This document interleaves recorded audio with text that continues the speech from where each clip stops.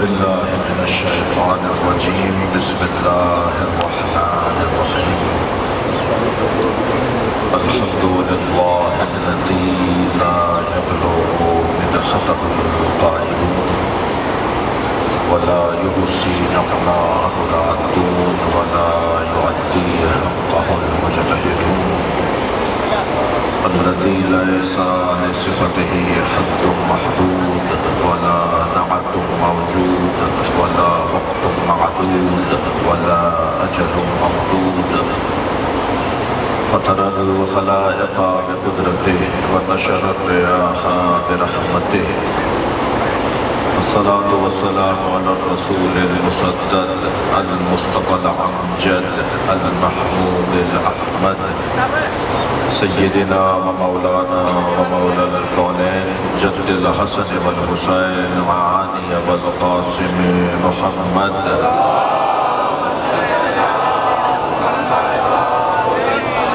وآله الطيبين الطاهرين المعصومين الذين قال الله إنما يريد الله ليذهب عنكم الرجس أهل البيت ويطهركم تطهيرا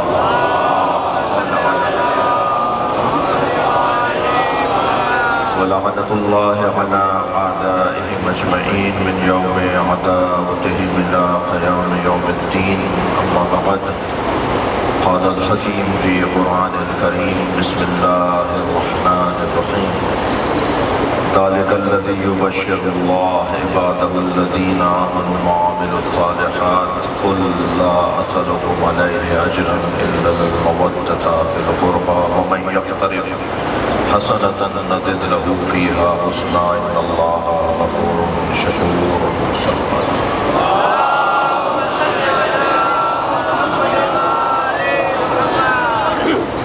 بانی مجلس اعلیٰ کی مرحومین کے لیے ایک سورہ فاتحہ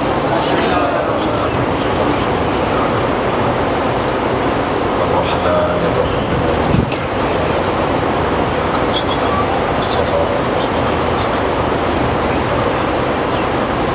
غیر المغضوب علیہم بسم اللہ الرحمن الرحیم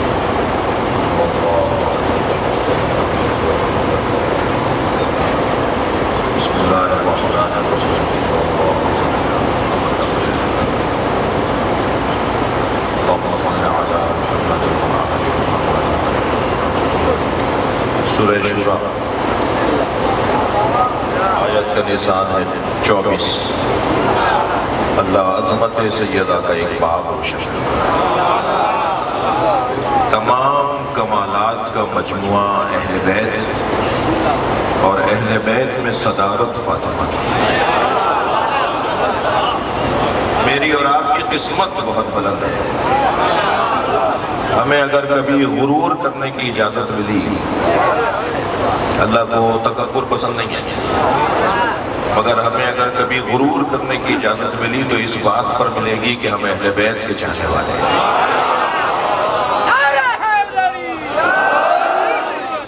اہل بیت کسی میرے عنوان کے محتاج نہیں ہے میں رضی اللہ تعالیٰ عنہ لکھوں گا اہل بیت کسی اسمبلی کے بل کے محتاج نہیں ہے میں علیہ السلام لکھوں گا میں رضی اللہ لکھوں گا تو یہ ہو جائے گا انہیں رضی اللہ لکھا جاتا ہے انہیں علیہ السلام لکھا تم بتاؤ گے کہ کسے علیہ السلام لکھا جائے گا تم طے کرو گے کہ کسے رضی اللہ لکھا جائے گا پہلے تو یہ اس فورم کا کام ہی نہیں تھا جس فورم پہ یہ بات اٹھائی گئی فورم تو یہ ہے جس پر بات ہونی چاہیے یہ ممبر بتائے گا یہ مجلس بتائے گی لہذا میں قرآن مجید کی ایک آیت پڑھ کر بات کو آگے بڑھا رہا ہوں بڑی مشہور آیت ہے اذا اصابتهم مصیبہ قالوا انا للہ وانا الیہ راجعون صلوات من ربهم علیہ کچھ لوگ ایسے ہیں کہ جب ان پر مصیبت آتی ہے تو وہ کہتے ہیں انا للہ وانا الیہ راجعون انہی پر اللہ کی صلوات اللہ اس گھرانے میں صلوات بھیجتا ہے اور مجھے اور آپ کو یہ اعزاز حاصل ہے کہ ہم صلوات بھیجتے ہیں اور یہ بھی طے ہے کہ صلوات کا فائدہ اہل بیت کو نہیں ہوتا، بلکہ جو اہل بیت سے جڑے ہوئے ہیں انہیں فائدہ ہوتا ہے۔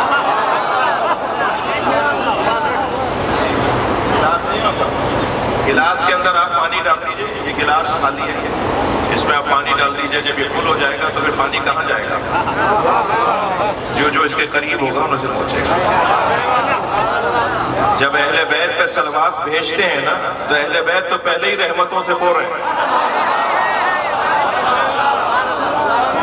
صلوات کا فائدہ پہنچے گا انہیں جو ساتھ رہتے ہیں۔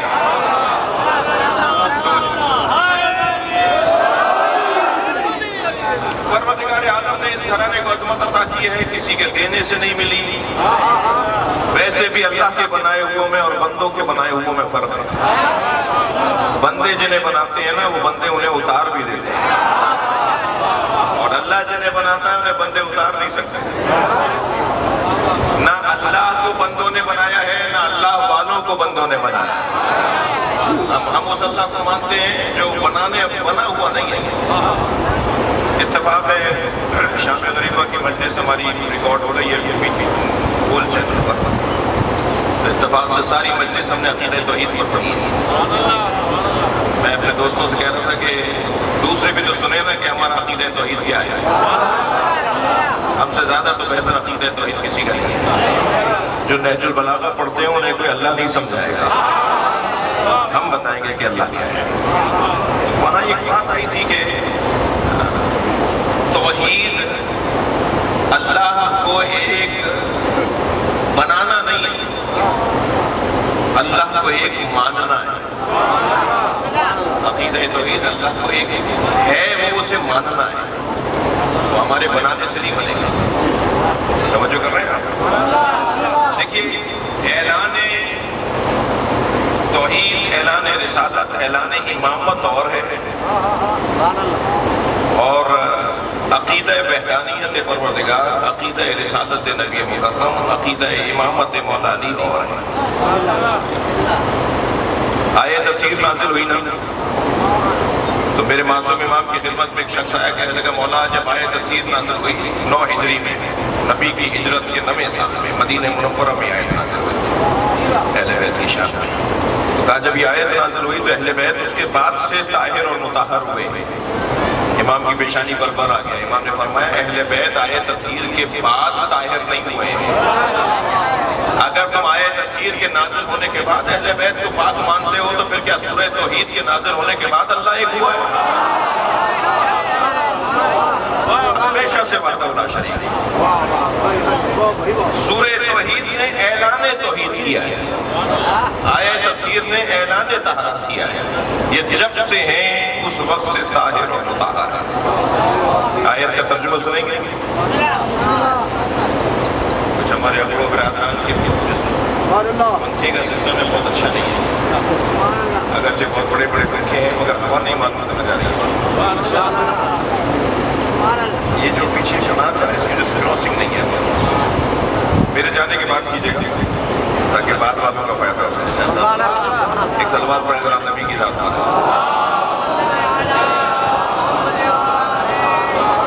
اس سے بہتر اور بلند صلوات نبی کی ذات پر۔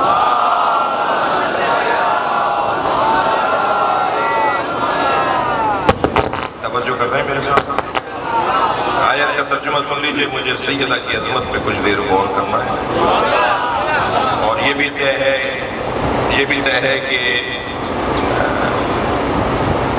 فضائل پڑھا ہوں، یہ بھی طے ہے کہ اگر آج سیدہ کے فضائل کچھ پڑھنے کی کوشش کی تو سب سے زیادہ جس شخصیت کا ہم بے کرم ہوگا نا اسے مصطفیٰ کہتے ہیں۔ مجمع سنی شیعہ کا ہے، سارے مسلمان بیٹھے ہوئے ہیں، حتیٰ میں تو دعوت دے رہا ہوں کہ اگر علاقے میں کوئی ہندو بھائی ہے تو وہ بھی مجلس لا کے بیٹھے، یہ فرش اعضاء شیعوں کی ملکیت نہیں ہے، یہ فرش اعضاء امام حسین کی ملکیت ہے، اور شیعہ امام حسین کے نوکر ہیں، اور نوکروں کو اپنی اوقات میں رہنا چاہیے، مالک کے مہمانوں کا خیال کرنا چاہیے۔ جو بھی فرش اعضاء پر آ کے بیٹھے گا وہ امام حسین کا مہمان ہے، اور میں گزارش کروں گا کہ نیاز خود پکا کر خود کھا لینا کوئی کارنامہ نہیں ہے، نیاز بنائیے اور انہیں کھلائیے جو نیاز نہیں کھاتے ہیں۔ یقین جانیے آپ جب اسے نیاز کی دعوت دیں گے، اگر اسے منع بھی کر دیا نا تو پریشانی کی کوئی بات نہیں ہے، مسئلہ اس کا اور حسین کا ہے۔ اور مجھے تو یقین ہے کہ آپ کو 2-3 دفعہ سے زیادہ کی ضرورت نہیں پڑے گی، پھر گلاب جیل کے اس گھر سے آواز آئے گی ہم بھی نیاز کرتے ہیں۔ تو نیاز امام کی یہ ابتدائی بنیادی اس عزاداری کا حصہ ہے۔ اللہ نے آپ کو یہ رزق دیا ہے، اس میں اللہ اضافہ فرمائے۔ بات آگے بڑھے۔ ذالک الذی یبشر اللہ، اس کی پونچھ ختم کی نہیں، اس کی پونچھ۔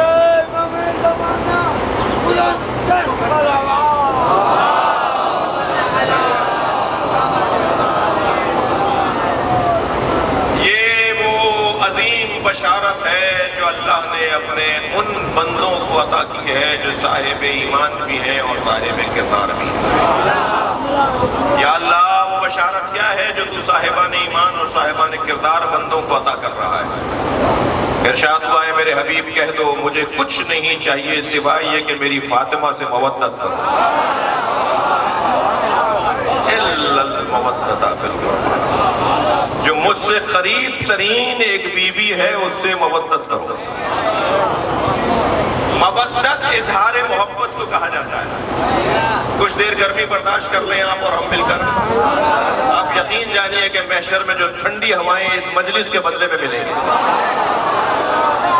شاید اس وقت میں احساس ہو کہ یہ مجلس اور لمبی ہو جاتی تو اچھا تھا، یہ گرمی اور ہمیں لگتی تو اور اچھا تھا۔ یہ ہے مودت۔ اللہ نے اہل بیت سے محبت نہیں مانگی ہے۔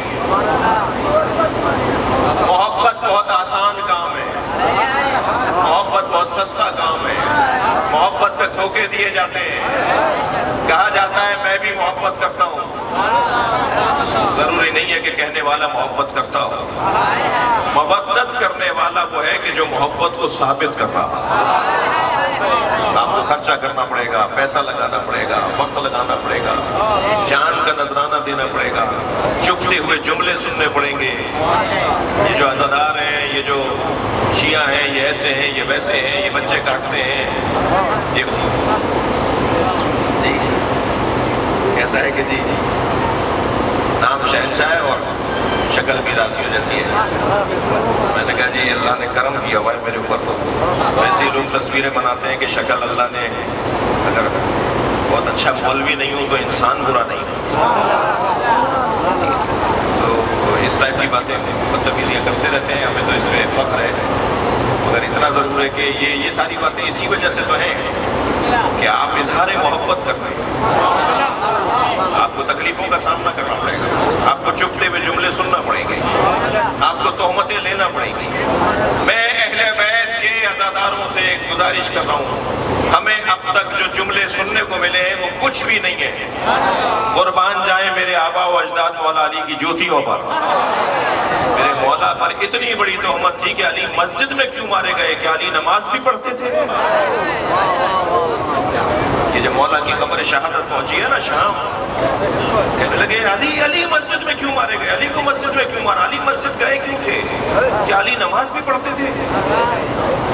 جس علی پر اتنی بڑی تہمت لگے تو میری اور آپ کی حیثیت کیا ہے؟ اور یقین جانیے آج اگر علی والوں کو کوئی جملہ کس رہا ہے نا، وہ بھی انہی کی اولاد ہیں جنہوں نے علی کو تنگ کیا۔ اور مولا نے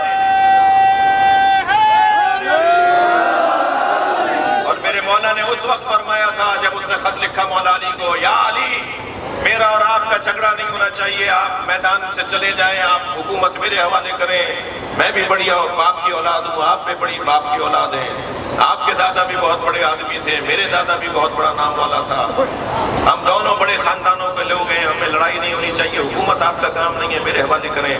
تو اس وقت میرے مولا علی نے جواب لکھا تھا کہ خبردار مجھ سے مقایسہ نہ کرنا، مجھے میرے برابر میں اپنے آپ کو لا کر نہ بٹھانا، میرا شجرہ کچھ اور ہے، تیری اصل کچھ نہیں ہے۔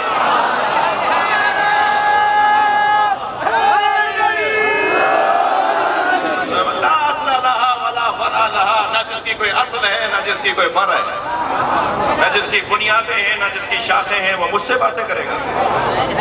لہٰذا وہی دور ہے۔ اور پھر ایک مرتبہ محرم آنے کو ہے اور ہم تک تیاری کر رہے ہیں، استقبال کر رہے ہیں۔ انتہائی دیانتداری کے ساتھ، انتہائی خلوص اور سچائی کے ساتھ امام حسین کی عزاداری ہوگی، ہر سال سے زیادہ بہتر ہوگی، ہر سال سے زیادہ خرچہ کریں گے، ہر سال سے زیادہ قربانی دینے کے لیے تیار ہیں۔ ہم تو پیچھے ہٹنے والے لوگ ہی نہیں ہیں، ہمیشہ آگے قدم اٹھاتے ہیں۔ اور ویسے بھی جس دروازے پر میں اور آپ بیٹھے ہیں نا، وہ گھرانہ پیغام یہ دیتا ہے کہ زمانے کو مڑ کر نہیں دیکھا کرو، موڑ کر دیکھا کرو۔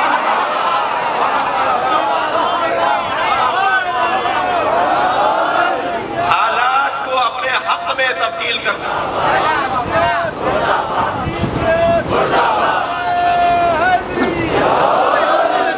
حالات کو اپنے حق میں تبدیل کرنا، یہ ہمیں اہل بیت نے سکھایا ہے۔ ذالک الذی، یہ وہ عظیم بشارت ہے جو اللہ نے صاحبان ایمان اور صاحبان کردار بندوں کو عطا کی ہے۔ بشارت یہ ہے کہ میرے حبیب ان سے کہہ دو مجھے کچھ نہیں چاہیے سوائے یہ کہ میری فاطمہ سے مودت کرو، اظہار محبت کرو۔ نہیں جانا چاہ رہا مگر میں کیا کروں کہ حالات ہمیں مجبور کرتے ہیں کہ کچھ حالات حاضرہ پہ تبصرہ ضرور ہو۔ تم کسی ٹھنڈے کمرے میں بیٹھ کر تقریر کر رہے ہوتے ہو، کہہ رہے ہوتے ہو جس وقت صدق کا مطالبہ کر رہی تھی معاذ اللہ اس وقت،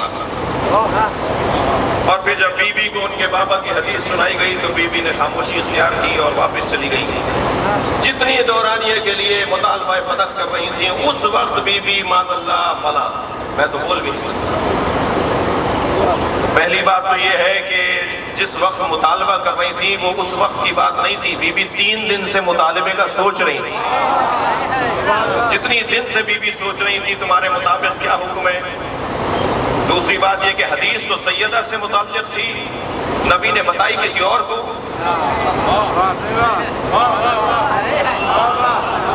میراث کا مسئلہ تو سیدہ کا تھا، سیدہ کو سرکار فرماتے کہ فاطمہ ہم میراث نہیں چھوڑتے۔ جس کا مسئلہ تھا اسے سیدہ کو بتایا نہیں نبی نے، انہیں بتایا جن کا مسئلہ نہیں تھا۔ اور سیدہ نے حدیث سننے کے بعد کب کہا ہے کہ تم سچ کہہ رہے ہو؟ سیدہ نے فرمایا یہ میرے بابا نے مجھ سے کہا ہی نہیں ہے۔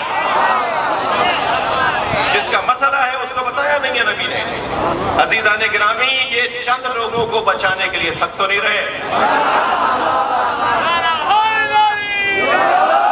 یہ چند شخصیات کو بچانے کے لیے نبی کی توہین بھی کر بیٹھتے ہیں۔ لقن صاحب سے مناظرہ ہو رہا تھا، کہنے لگے کہ آپ علی کو انبیاء سے افضل مانتے ہیں۔ لقن صاحب نے فرمایا کہ نہیں، ہم تو فلاں شخصیات کو بھی نبی سے افضل مانتے ہیں۔ تھوڑا سا ذہن میرے ساتھ چلائیے۔ ان سے کہا کہ آپ مولا علی کو انبیاء سے افضل مانتے ہیں۔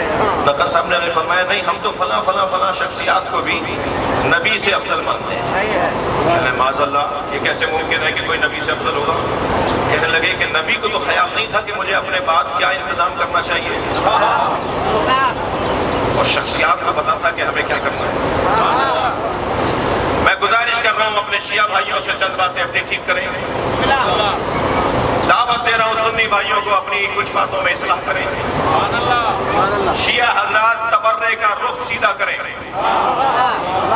تبرہ وہاں نہ بھیجیں جہاں بھیجنے کا اتنا فائدہ نہیں ہے، وہاں بھیجیں جہاں بھیجنے کا فائدہ ہے۔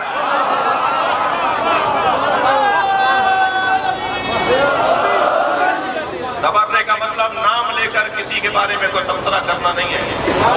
جو بھی اہل بیت کا دشمن ہے اس پہ لعنت ہے۔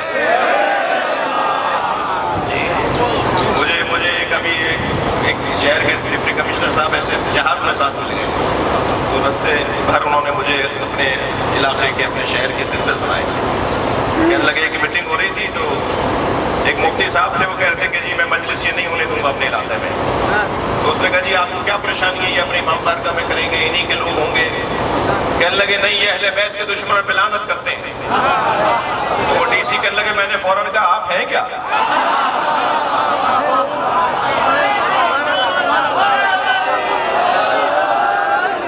آپ کو کیا پریشانی ہے اگر یہ لعنت؟ تو ایک تو لعنت کا روح ذرا سیدھا کیجئے، میں اپنے بچوں جو ہو سکے خبردار، لعنت فساد بھی نہیں ہوگا اس سے، یعنی ہمیں نہیں کرنا کوئی فساد، اور دوسرا کام یہ کہ جس کا حق ہے اس تک پہنچے گی۔ گزارش کروں گا سنی بھائیوں، شیعوں بھائیوں سے ایک اور گزارش کروں، پہلے تو مجھے آپ کی اصلاح کرنی ہے نا، یعنی اپنی اصلاح کرنی ہے، اور یہ ممبر جو ہے نا یہ علم پھیلانے کی جگہ ہے، جہالت عام کرنے کی جگہ نہیں ہے۔ خبردار بانی مجلس سے زیادہ توجہ کرے، ممبر پہ انہیں بٹھائیں جو علم کی کوئی بات کریں، لڑائی جھگڑا فساد یہ ممبر کا کام نہیں ہے۔ ممبر کا کام امن پھیلانا ہے، آشتی پھیلانا ہے، محبتیں عام کرنا ہے، لڑنے کی باتیں نہیں کریں۔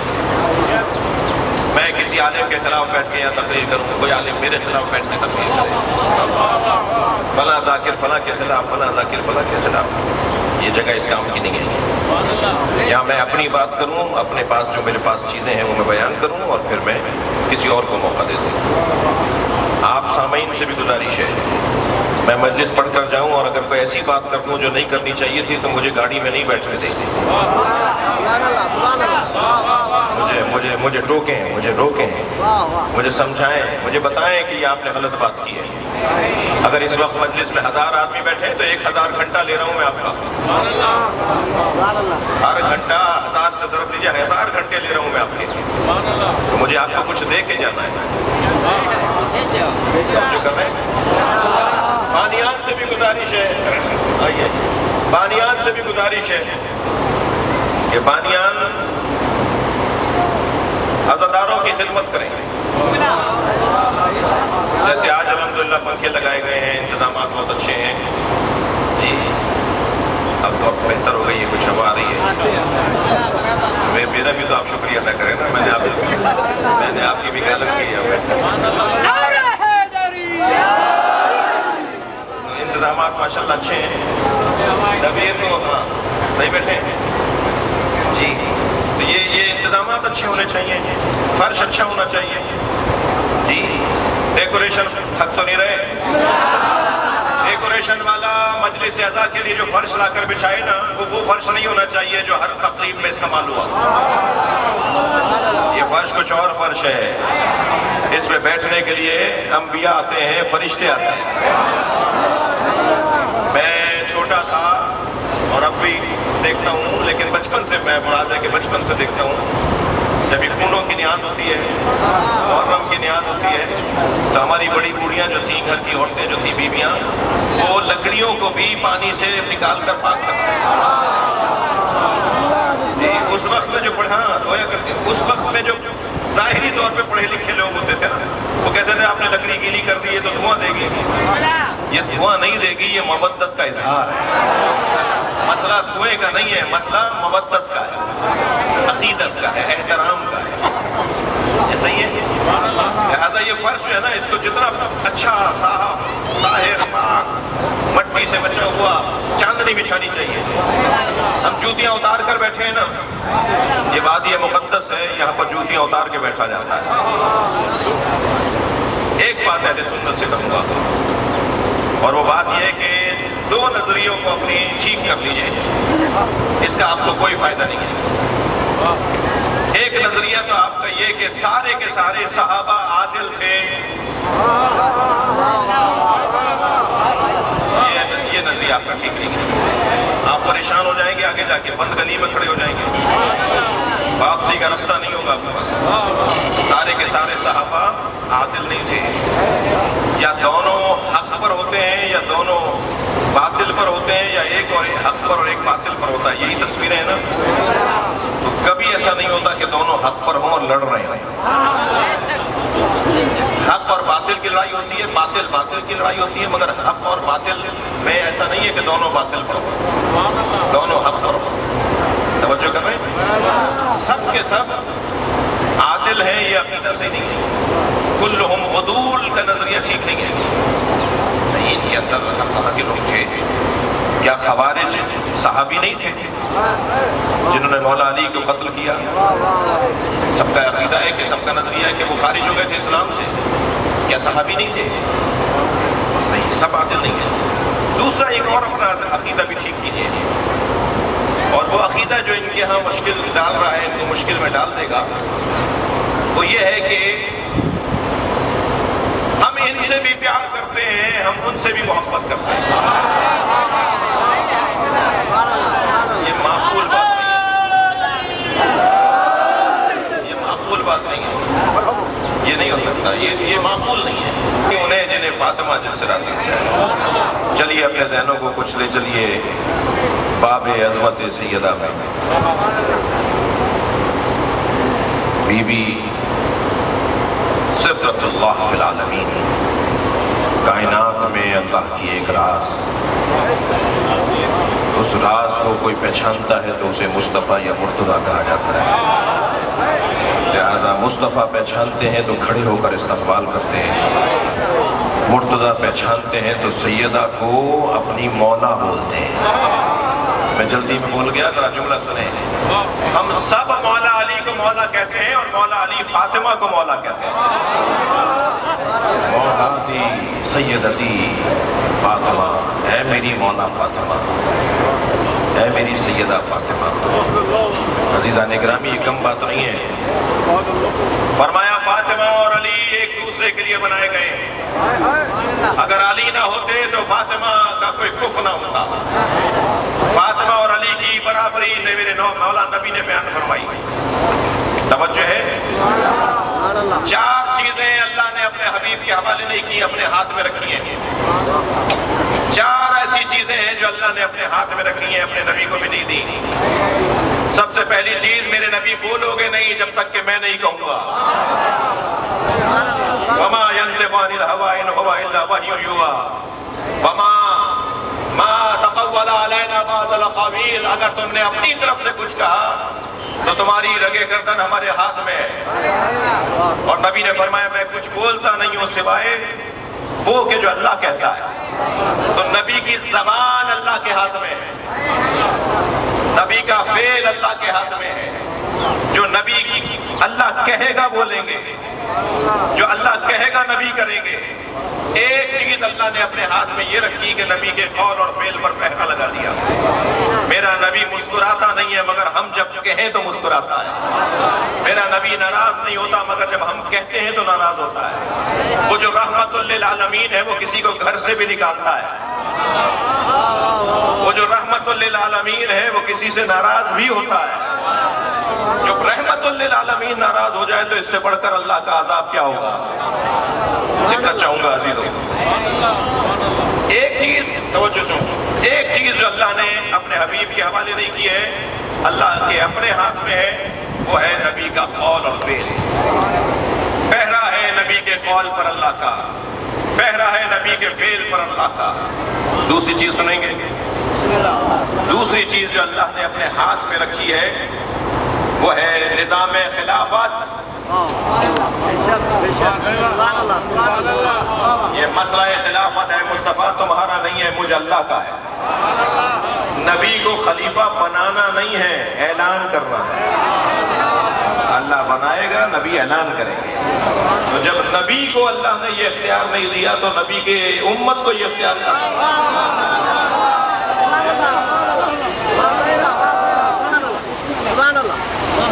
خلیفہ بنانا میرا کام ہے، یہ اللہ کے حبیب کے ہاتھ میں اللہ نے اپنے ہاتھ میں رکھا ہے۔ تیسری چیز، اللہ کی بندگی میں، اللہ کی سجدے میں، اللہ کی عبادت میں نبی کوئی رعایت نہیں دیں گے۔ چلے جائیں کچھ لوگ، یا رسول اللہ ایک ہفتے کے لیے نماز معاف کر دیجئے،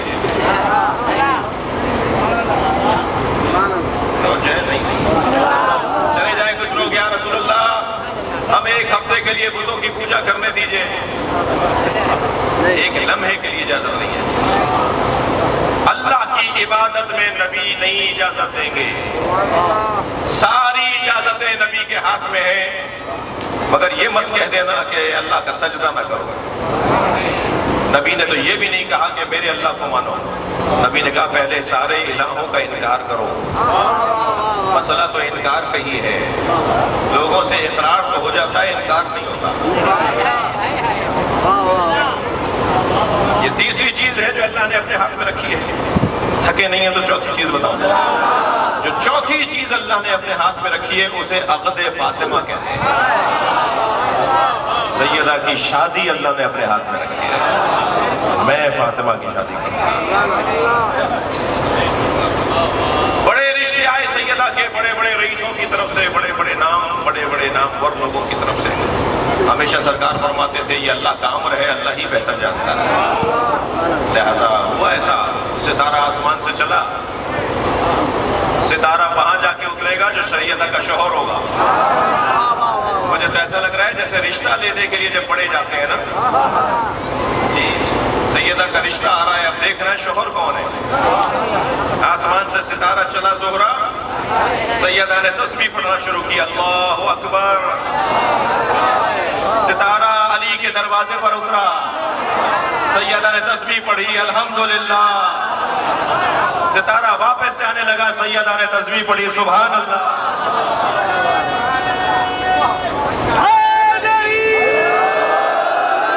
مولا علی کا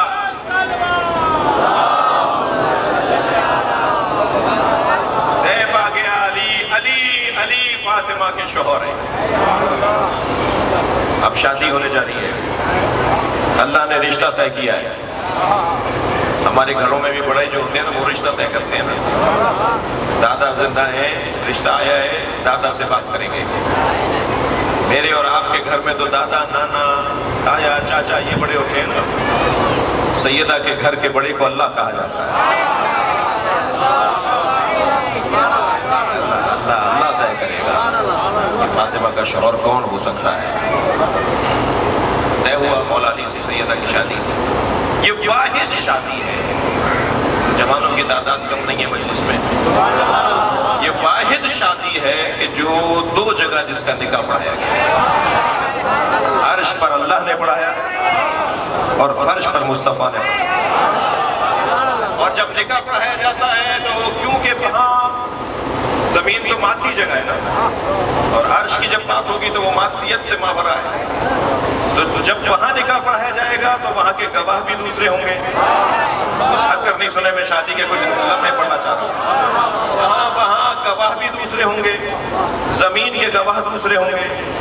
وہاں مہر کچھ اور ہوگا, یہاں مہر کچھ اور ہوگا. وہاں نکاح پڑھانے والا کوئی اور ہوگا, یہاں نکاح پڑھانے والا کوئی اور ہوگا.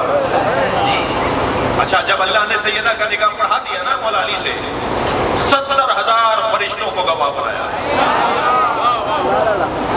اور فاطمہ بیوی سے کہا, فاطمہ میں تمہاری شادی علی سے کر رہا ہوں. میں نے اپنے ایک بزرگ عالم کی خدمت میں جا کے سوال کیا کہ یہاں حدیث میں مل نہیں رہا کہ سیدہ سے پوچھا بھی اللہ نے کہ فاطمہ میں تمہاری شادی علی سے کر دوں. ہم تو نکاح پڑھانے جاتے ہیں, مولانا آزاد تشریف فرمائے, تو ہم پوچھتے ہیں نا دلہن سے کہ فلاں لڑکے سے تمہارا نکاح, مجھے اجازت ہے کہ میں تمہارا وکیل بن کے نکاح کر دوں. لڑکی سے پوچھا جاتا ہے, پوچھے بغیر اگر نکاح پڑھا دیں تو نکاح خراب ہو جاتا ہے. اللہ نے سیدہ سے پوچھا تھا کہ میں تمہارا نکاح علی سے کروں, حدیث میں تو نہیں ہے. تو میرے استاد نے مجھے کہا کہ تمہیں اب تک راضیہ اور مرضیہ سمجھ میں نہیں آئی. راضیہ مرضیہ کہتے ہی اسے ہیں جس کی ساری مرضی اللہ کے حوالے. اب ہر فاطمہ کا فیصلہ اللہ کرے گا. فاطمہ میں تمہارا نکاح علی سے کر رہا ہوں. کر دیا اللہ نے نکاح مولا علی سے. فرشتے گواہ بنائے, فاطمہ مہر کیا رکھوں؟ ہاں یہ سیدہ سے پوچھا, فاطمہ تمہارا مہر کیا رکھوں؟ سیدہ نے فرمایا میرے بابا کی امت کی نجات. میں امت مصطفیٰ کو نجات میں دیکھنا چاہتا ہوں. میں بابا کا کلمہ پڑھنے والوں کو دوزخ میں نہیں دیکھنا چاہتا. میں امت مصطفیٰ کو جنت میں دیکھنا چاہتا ہوں. دروازہ کھول دیا ہے, یہ سیدہ کا مہر ہے, تبھی کربلا میں حسین سمجھانے آئے. جی ابھی فضائل پڑھ رہا ہوں. یہ سیدہ کا مہر ہے جو سیدہ کی ساری اولاد نے امت کو سمجھایا ہے, دوزخ میں نہیں جاؤ. ہماری دادی نے مہر رکھوایا ہے, تمہیں جنت میں لے جانا چاہتی ہے. جنت کا دروازہ سیدہ کی وجہ سے کھلا ہوا ہے. جملہ پوچھوں, مہر کون دیتا ہے؟ بولیے.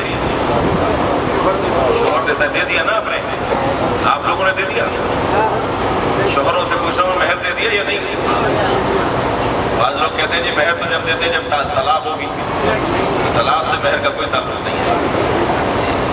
ہمارے معاشرے کے مرد بڑے مرد ہیں, 5-5 ہزار روپے معاف کروا رہے ہوتے ہیں, اپنی بیویوں سے مہر معاف کروا رہے ہوتے ہیں. نہیں, خدا کے واسطے دے دیجیے جا کر. نہیں, مجھے بھی کچھ دعائیں مل جائیں گی کہ مولانا نے مہر سے دلوا دیا. مہر کون؟ شوہر دیتا ہے نا. تو بی بی نے فرمایا مجھے بابا کی امت کی بخشش چاہیے. کون بخشوائے گا؟ کس کے ہاتھ میں جنت ہے؟ سیدہ کے شوہر کے ہاتھ میں. سیدہ کا شوہر جنت میں لے جائے گا. لہذا کوئی جنت میں نہیں جائے گا جب تک کہ اس کے پاس علی کی تحریر نہ ہو.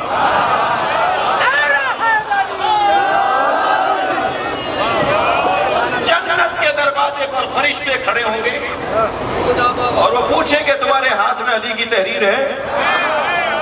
جس کے ہاتھ میں علی کی تحریر ہوگی انہیں جنت میں جانے دیا جائے گا. یہ حدیث کے مطابق بات کر رہا ہوں. جنت کے دروازے پر مولا علی کی اجازت کے بغیر کوئی پہنچ بھی نہیں سکے گا. اور جب جنت کے دروازے پر پہنچیں گے تو لکھا ہوا نظر آئے گا لا الہ الا اللہ محمد الرسول اللہ علی ولی اللہ. یہ تینوں کلمے جو آپ پڑھتے ہیں نا, یہ جنت کے دروازوں پر لکھے ہوئے ہیں. اور جب مومن جنت کے دروازے پر علی ولی اللہ تک کلمہ پڑھے گا تو اس کو ایسا لگے گا جیسے مجلس میں آ رہا ہو. روح اس کے اندر آ رہی ہوگی. یہ جو آپ نے دنیا میں پریکٹس کی ہے نا, وہی آپ کو پریکٹس جنت کے دروازے پہ نظر آئے گی. اور حدیث سناتے جا رہا ہوں. محشر میں مولا کائنات جنت سے کہیں گے یہ میرا ہے, اسے جانے دے دے. دوزخ سے کہیں گے یہ تیرا ہے, اسے لے لے. تو علی جنت کی طرف بھیج رہے ہوں گے اور دوزخ کی طرف بھیج رہے ہوں گے. عزیزان گرامی, کوئی اس میں شرک نہیں ہے. جنہوں نے عقیدہ توحید صحیح نہیں پڑھا, یہ ابن تیمیہ سے سیکھا ہے. جنہوں نے عبد الوہاب سے عقیدہ توحید سیکھا ہے, انہیں شرک کا کیا پتا. شرک کے بارے میں تو وہ بتائیں گے کہ جنہوں نے عقیدہ علی سے لیا ہو. توحید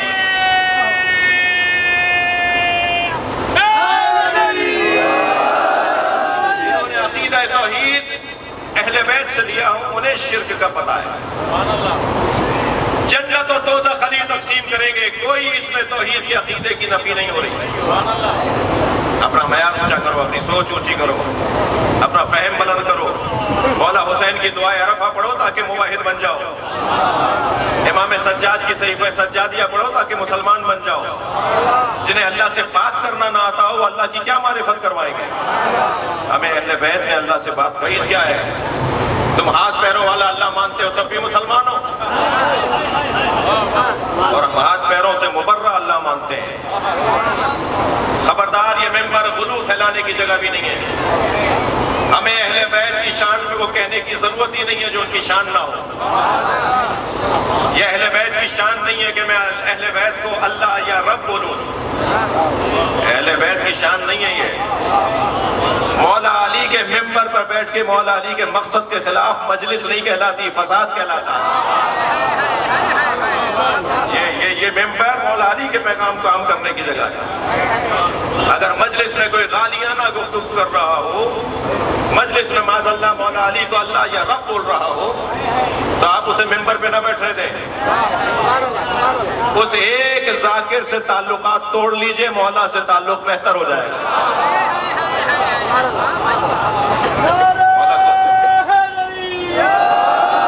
مولا علی کو ضرورت نہیں ہے, مولا علی کو ان عنوانات کی ضرورت نہیں ہے. مولا فرماتے ہیں الہی کفا بی فخرا ان اکون لک عبدا. یا اللہ, مجھ علی کا سب سے بڑا فخر یہ ہے کہ میں تیرا بندہ. الہی کفا بی عزا ان تکون علی ربا. اے اللہ, مجھ علی کی سب سے بڑی عزت یہ ہے کہ تو میرا رب ہے. الہی انت کما احب. یا اللہ, تو ایسا ہی اللہ ہے جیسا میں اللہ چاہتا تھا. بھئی میں یہاں دیکھنا چاہوں گا, موحدوں کا مجمع بیٹھا ہے. شاہ صاحب, مظہر بھائی, الہی انتا کما احب, تو ایسا ہی ہے جیسا میں چاہتا ہوں. اس جملے پر میں آپ کی ایک توجہ چاہوں گا. مولا علی کا جملہ, یا اللہ تو ایسا ہی اللہ ہے جیسا میں چاہتا ہوں. علی نے معرفت توحید کی حدیں بتائی ہیں. میرے مطابق اللہ مانو تو تم مسلمان ہو جاؤ گے. جیسا میں اللہ چاہتا ہوں ایسا مانو. اب علی اللہ کیسا چاہتے ہیں؟ علی کیسا اللہ چاہتے ہیں؟ علی فرماتے ہیں نہج البلاغہ میں میرا اللہ وہ ہے جس کی حد نہیں ہے. میرا اللہ وہ ہے جسے اشارے سے نہیں بتایا جا سکتا. میرا اللہ وہ ہے جس کو مثالوں سے نہیں سمجھایا جا سکتا. میرا اللہ وہ ہے جو جسمانیت سے مبرہ ہے. بلا ند ہے ولا حد ہے. نہ میرے اللہ کو صفتوں میں محدود کیا جا سکتا ہے. بھائی تھک کر نہیں سنے تھوڑی توحید سن لیجیے. مولا علی کی بتائی ہوئی توحید. کون ہمیں بخشوائے گا؟ علی. میرے اللہ کو اشاروں میں نہیں رکھا جا سکتا. میرا سیدھا ہاتھ میرا الٹا ہاتھ. آپ کا یہ سیدھا ہاتھ ہے یہ الٹا ہاتھ. یہ سیدھا یہ الٹا میں نے اسے جہت میں تبدیل کر دیا نا. سیدھی طرف الٹی طرف. یہ جب طرفوں میں تبدیل ہو جائے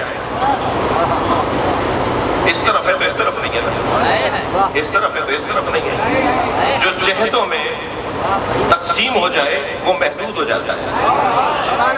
اللہ کو نہیں کہہ سکتے کہ مکے میں ہے اور گلاب جیل میں نہیں ہے.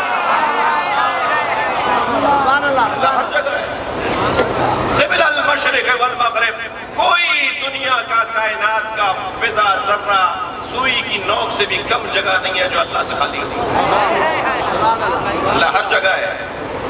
اگر مجلس میں کوئی صوفی بیٹھا ہے تو اس کو میری بات کچھ اچھی لگے گی. وہ تھوڑا سا آگے چلا جاتا ہے. وہ ہر جگہ اللہ کو ڈھونڈتے ڈھونڈتے کہتا ہے اللہ مجھ میں ہے. کچھ آگے چلا جاتا ہے. بڑی عنایت آپ میری باتوں کو سن رہے ہیں اور آپ کی توجہ جتنی ہے بہتر ہوگی اتنا میرا بیان بھی اچھا ہوگا. تو عقیدہ توحید مولا علی فرما رہے ہیں اللہ کو جہتوں میں تقسیم نہیں کر سکتے. اللہ مکے میں ہے نہیں بھائی اللہ یہاں بھی ہے. اللہ کہاں نہیں ہے؟ اللہ ہر جگہ پر ہے. اور جب اللہ ہر جگہ پر ہے تو بس اللہ کو ڈھونڈنا ہے نہیں, مجھے اپنے آپ کو ڈھونڈنا ہے کہ میں کہاں. مجھے نہیں کہا گیا کہ میں مظہر بھائی پر غور کروں کہ ان کے پاس پیسہ کہاں سے آ رہا ہے, ان کے پاس گاڑی کہاں سے آ گئی, ان کا گھر اتنا اچھا کیوں ہے. مجھے نہیں کہا گیا کہ میں توقیر شاہ صاحب کے بارے میں غور کروں. مجھے نہیں کہا گیا کہ میں ابرو صاحب کے بارے میں غور کروں. مجھے تو کہا گیا تم اپنے اوپر غور کرو. تھک کر نہیں سنا ہے میں دو چار جملے کہہ رہا ہوں. مجھے تو کہا ہے تم اپنے اوپر غور کرو. تم کیا ہو؟ یا ایھا الذین آمنوا علیکم انفسکم. اے صاحبان ایمان تم پر تم کو فرض کیا گیا ہے. اپنے اوپر غور کرو. مجھے صحراؤں میں جانے کی ضرورت نہیں اللہ ڈھونڈنے کے لیے. توجہ میری طرف ہے. مجھے پہاڑوں میں چلے کرنے کی ضرورت نہیں ہے اللہ کو ڈھونڈنے کے لیے. میں آئینے کے سامنے کھڑا ہو کر اپنی ایک بالش کا چہرہ ذرا دیکھتا رہوں مجھے اللہ نظر آ جائے گا. یہ اللہ نے بھویں بنائی ہیں, پلکیں بنائی ہیں, آنکھیں بنائی ہیں, یہ ناک اس طرح سے بنائی ہے, یہ لب ایسے بنائے ہیں, یہ زبان بنائی ہے. یہ اتنے سے چیزیں پر اللہ نے نشانیاں رکھی ہیں. آپ نے سیب کھایا, روٹی کھائی, پانی پیا, بدن میں توانائی آئی جس کی بنیاد پہ بال بڑے ہو رہے ہیں. مگر یہ سر کے بال تو بڑے ہو رہے ہیں, یہ پلکوں کے بال بڑے نہیں ہو رہے ہیں. پلکوں کے بال بڑے ہیں.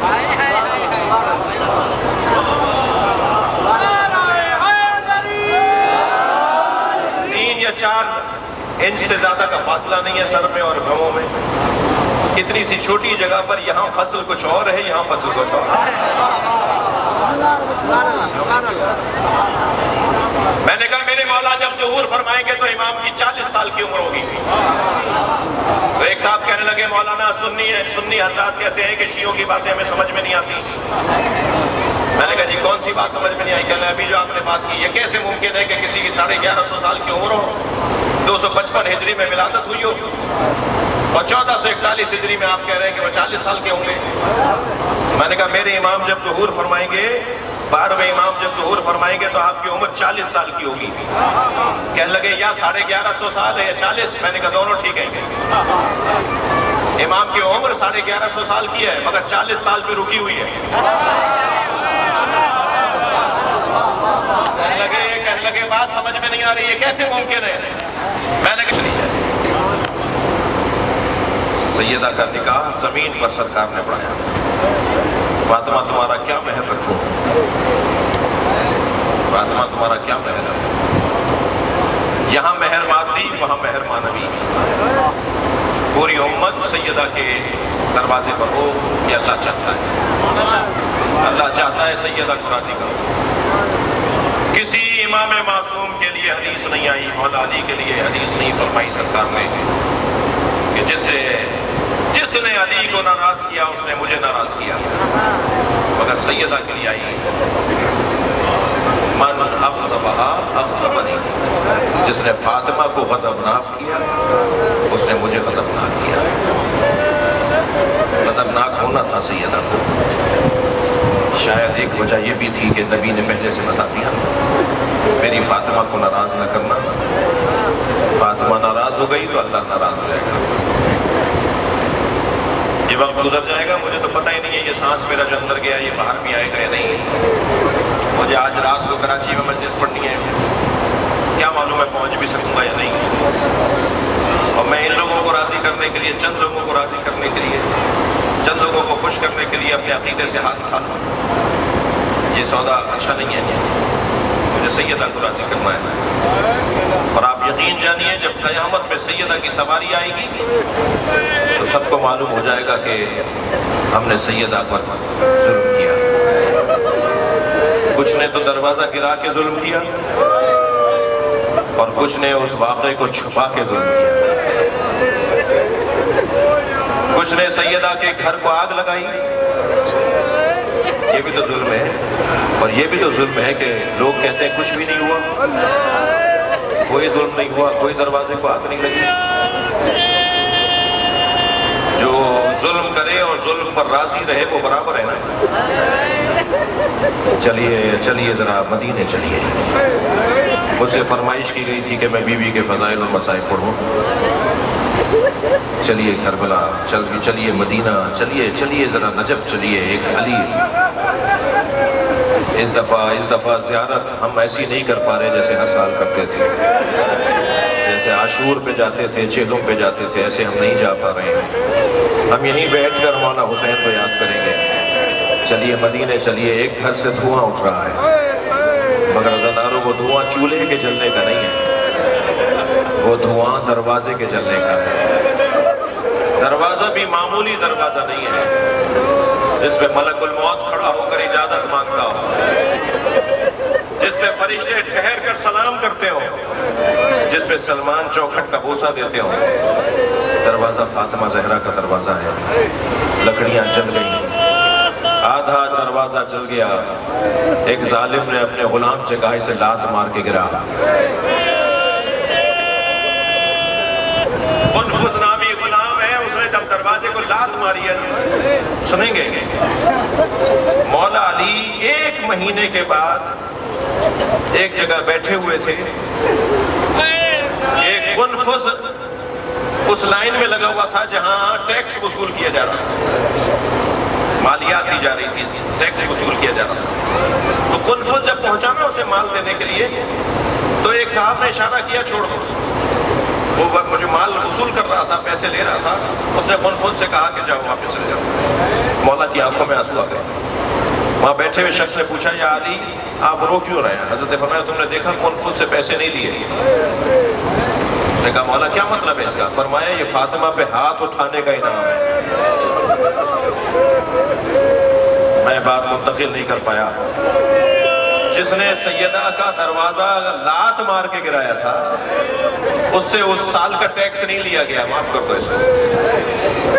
اس نے اتنا بڑا کام کیا ہے. اور علی رو رہے تھے، یہ دیکھ کر رو رہے تھے کہ میری فاطمہ پہ ہاتھ اٹھانے کا انعام ہی ہے. میں رونے والوں سے ایک سوال کروں، اس وقت مولا علی کہاں تھے؟ یہ بچہ پوچھتا ہے کہ مولا علی اس وقت کہاں تھے جب جناب زہرا پہ دروازہ گر رہا تھا؟ علی وہیں تھے. رونا تو اسی کا ہے. علی دیکھ رہے تھے. میرے مولا نبی نے اپنی رحلت سے 3 دن پہلے بلا کر کہا یا علی اپنا ہاتھ میرے ہاتھ میں دو. علی کا ہاتھ اپنے ہاتھ میں لے کر کہا مجھ سے وعدہ کرو میرے بعد تلوار نہیں اٹھاؤ گے. کہا یا رسول اللہ حکم کریں. کہا یا علی میرے بعد تمہاری زہرا پہ ہاتھ اٹھایا جائے گا, مجھ سے وعدہ کرو تم ہاتھ تلوار نہیں اٹھاؤ گے. مولا علی کی آنکھوں میں آنسو آ گئے. کہا اللہ کا رسول اگر یہی چاہتا ہے تو میں تلوار نہیں اٹھاؤں گا. میں نے ابھی 6-7 حوالے تلاش کیے ہیں, 4 سنی کتابوں کے حوالے ہیں اور ایک نہج البلاغہ کا حوالہ ہے. مولا علی ساری زندگی یہ کہہ کہہ کے روتے تھے اگر میں نے وعدہ نہ کیا ہوتا تو میں مدینے کی گلیوں سے خون کو سے رنگین کر دیتا, مگر میں نے مصطفیٰ سے وعدہ کیا تھا کہ میں تلوار نہیں اٹھاؤں گا. اجرکم اللہ. جنہیں رونا آ رہا ہے اپنی آوازوں کو آزاد کریں گے, 2-3 جملے بیان کرنا. اجرکم اللہ. آپ کی آوازیں بلند ہیں. مولا علی کہاں تھے؟ مولا وہیں تھے. لاہور کے ڈاکٹر صاحب کہتے ہیں کہ علی شیر خدا کے سامنے اس کی زوجہ پہ ہاتھ اٹھایا جائے اور وہ خاموش رہے. علی شیر خدا تھے, شیر نہیں تھے. علی صرف شیر نہیں تھے, علی اللہ کے شیر تھے, اور اللہ کا شیر اپنی طاقت اللہ کی مرضی کے مطابق استعمال کرتا ہے. اللہ نہیں چاہتا تھا کہ علی تلوار اٹھائے, لہذا دیکھتے رہے. جب سیدہ پہ اٹھتا ہوا ہاتھ یاد آتا تھا, جب سیدہ پہ علی کو اٹھتا ہوا ہاتھ یاد آتا تھا تو آنکھوں میں آنسو لا کر کبھی صحرا میں چلے جاتے تھے, کبھی کنویں میں منہ دے کے رو لیتے تھے.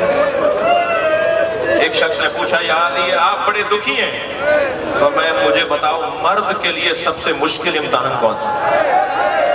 اجرکم اللہ. آپ کی آوازیں بلند ہیں. بتاؤ مرد کے لیے سب سے مشکل امتحان کیا ہے؟ کسی نے کہا کہ بچوں کو مارا جائے, کسی نے کہا زمینوں کو ضبط کر لیا جائے. میرے مولا نے فرمایا انصاف کرو, یہ مشکل نہیں ہے. جب کوئی نہیں بتا سکا تو مولا نے فرمایا ایک مرد کے لیے سب سے مشکل یہ ہے اس کی زوجہ پہ ہاتھ اٹھایا جائے اور وہ کچھ نہ کر پائے.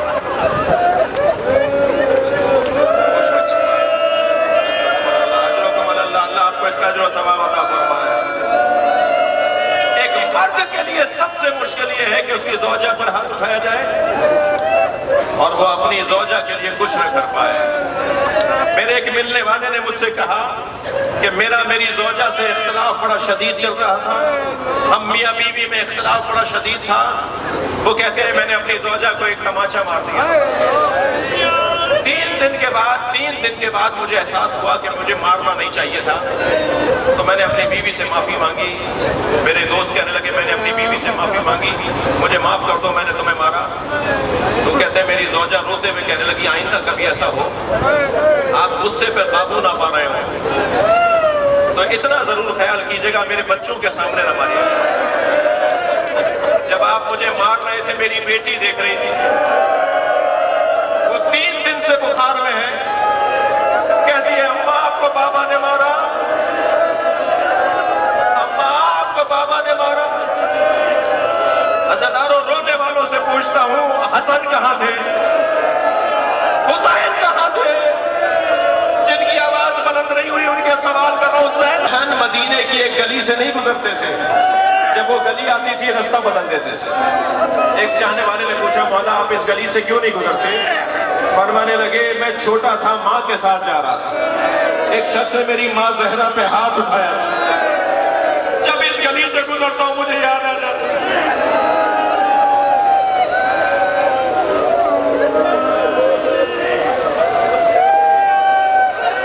اجرکم اللہ. گریہ ہو گیا, مجلس ہو گئی, مگر میرا دل کہہ رہا ہے ایک منزل اور آگے آ جائیے. سیدہ کا جنازہ رات کو دفنایا گیا, سیدہ کا جنازہ قبر کو مخفی کر دیا گیا. سنیں گے عزادارو, جب قبر سیدہ پر سیدہ کا لاشا لے کر علی پہنچے, میرے مولا حسن فرماتے ہیں جس میرے بابا علی نے خیبر اکھاڑا تھا, جس میرے بابا علی نے خندق فتح کی تھی, اس سے زہرا کا جنازہ اٹھ نہیں رہا تھا. سیدہ کا جنازہ اٹھائے ہوئے تھے تو پیر کانپ رہے تھے. جب قبر کے قریب گئے تو آواز دی السلام علیکہ یا رسول اللہ. قبر سے 2 ہاتھ برآمد ہوئے. آواز دے کر کہا یا رسول اللہ فاطمہ کو سالم لیا تھا. اب جب لوٹ آ رہا ہوں پسلیاں ٹوٹی ہوئی ہیں. سیدہ کا پہلو زخمی ہے. اللہ